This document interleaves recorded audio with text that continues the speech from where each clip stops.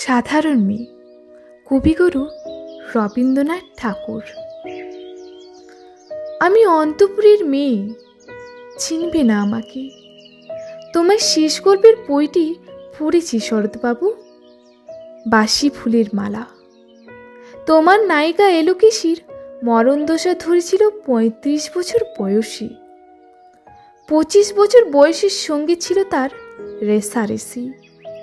দেখলেম তুমি মহাদাসই বটে, জিতিয়ে দিলে তাকে।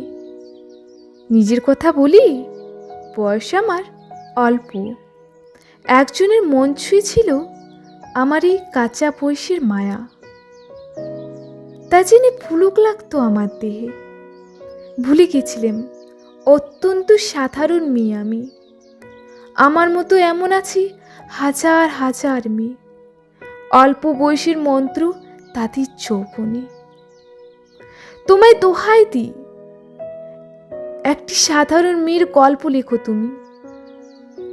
বড় দুঃখ তারও স্বভাবের গভীরে অসাধারণ যদি কিছু তুলে থাকে কোথাও, কেমন করে প্রমাণ করবে সে? এমন কজন মেলে যারা তা ধরতে পারে? কাঁচা বয়সের জাদু লাগে ওদের চোখে, মন যায় না সত্যির খোঁজে। আমরা বিকিয়ে যাই মরীচিকার দামে।